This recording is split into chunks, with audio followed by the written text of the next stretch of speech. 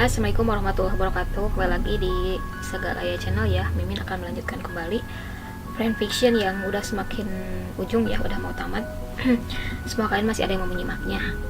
Ini masih dengan Moon Lovers Scarletta Trio season 2. Ini merupakan fanfictionnya Mimin sendiri ya.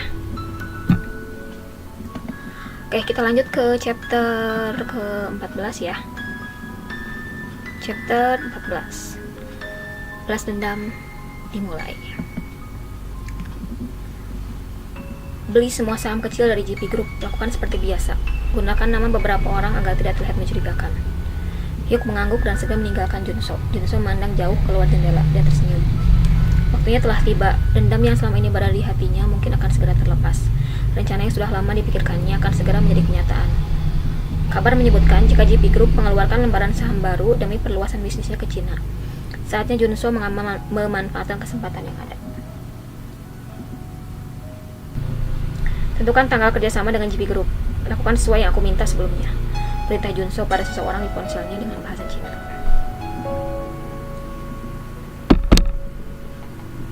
Masuk. Hajin muncul di balik pintu. Hol, kamu masih bekerja walau di rumah sakit. Tak ada yang bisa kulakukan karena aku kan orang sibuk. Ngomong-ngomong, cara bicaramu sangat tidak formal padaku. Weh. Ini kan tidak di kantor, jawab Hajin sambil tersenyum malu. Anak pintar, lalu kapan kamu akan manggilku opa? Aku jelas lebih tua darimu. Hajin hanya tersenyum mendengar pertanyaan Junso. Junso pun balas tersenyum. Duduk di sini, pinta Junso sambil menepuk tepi kasurnya. Biarkan aku mengupas buah dulu. Hajin lalu sibuk mengeluarkan buah dari kantung yang dia bawa. Apa yang kau mau? Jeruk? Apel? Pir? Apapun asal dikupas olehmu. Lagi-lagi Hajin dibuat tersenyum dengan kata-kata Junso. Apa aku boleh bertanya sesuatu? Junso sih. Apakah kau memiliki ingatan Wangso secara utuh atau hanya beberapa bagian saja? Aku tidak tahu ingatan utuh seperti apa. Aku hanya tahu Hesu dan aku membaca sejarah tentang Gwangjong juga. Hanya saja aku memiliki ingatan kuat tentangmu. Aku rasa Gwangjong menjaga cintanya untuk Hesu sampai dia benar-benar mencarinya. Dan disinilah aku, Gwangjong yang mencari Hesu. Hajin menyelesaikan kupasan buahnya. Ia lalu memotong dan menempatkan garpu kecil di sana, kemudian menghampiri Junso dan menyodorkan hasil karyanya. Mulut Junso terbuka lebar. Kamu bisa melakukannya sendiri, bukankah tanganmu tidak sakit? Junso cemberut dan mengambil garpunya, suapan pertama. Pahit, sepertinya buah ini belum terlalu masak. Hajin lalu mengambil potongan lain dan memakannya. Kurasa ini manis. Pilihkan untukku, sepertinya aku memakan bagian yang lain. Hajin lalu memilih potongan buah dan menyuapkannya pada Junso. Debak, buahnya manis sekali. Kurasa aku tahu kenapa buahnya manis sekarang. Kenapa? Karena ada kamu yang menyuapkannya padaku. Hajin dibuat gemas dan ia memukul lembut lengan Junso. Junso terkekeh senang. Kurasa aku paham bagaimana dalam cinta Gwangjong dan bagaimana rasa sedih saat ditinggal orang yang paling dicintainya. Aku juga paham bagaimana kesepian dirinya. Junso ragu untuk melanjutkan kata-kata. Hajin menatap Junso menunggu kata-kata selanjutnya. Dia benar-benar seperti aku. Kita memang orang yang sama di Goryeo ataupun di Seoul. Kesepian. Hajin memegang kepala Junso dan meletakkan dalam lekapannya. Dia tidak kesepian, begitupun denganmu. Kalian memiliki aku bukan? Setidaknya sebelum aku pergi. Junso megang lengan Hajin. Gwangjong kesepian setelah ditinggalkanmu. Berjanjilah kau tidak akan meninggalkan aku. Hajin tidak menjawab dan mengusap kepala Junso perlahan. Aku di sini. Aku tidak akan pergi kemanapun. Skip. Hari yang sibuk setidaknya bagi Hajin. Hari ini Junso masuk kantor dan dia belum merapikan berkas selama Junso tidak ada. Selain merapikan berkas, Hajin juga harus merapikan kantor Junso dan mengganti bunganya. Pintu terbuka. Junso masuk dan segera duduk di kursinya. Selamat pagi, Pak, sapa Hajin sambil membungkuk hormat. Apa yang Anda inginkan untuk pagi ini? Teh? Kopi? Junso tersenyum dan memandang sekeliling. Hajina, bukankah kau tidak usah terlalu formal jika kita hanya berdua saja?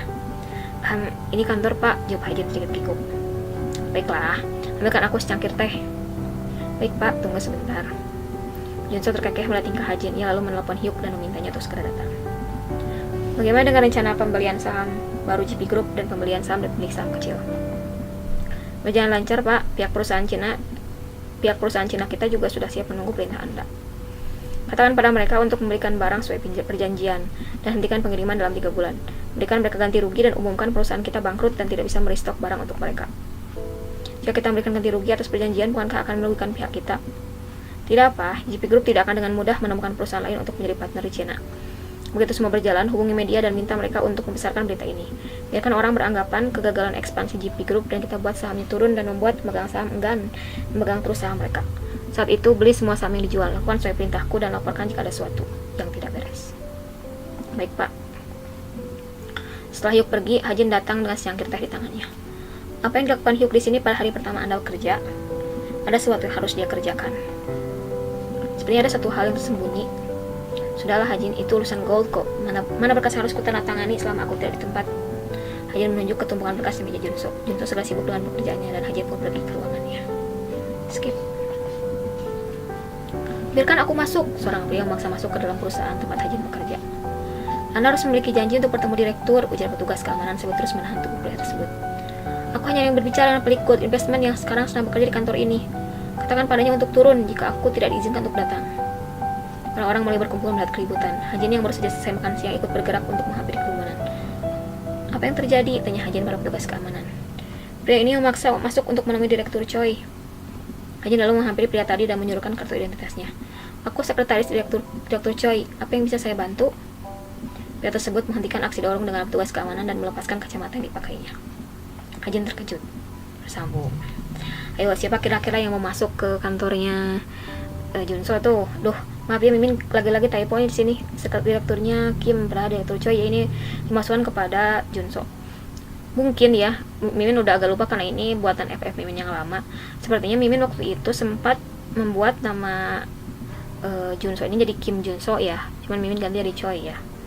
Waktu itu sepertinya sih, makanya banyak banget typo antara Choi sama Kim. Cuman untuk akhirnya nama depannya Junso itu adalah Choi ya. Ya, semoga sedikit menghibur kalian. Jangan lupa tungguin terus ya chapter 15 sampai 21 ya kalau nggak salah. Sampai ketemu pekan depan. Makasih sudah menyimak ya. Assalamualaikum warahmatullahi wabarakatuh. Dadah.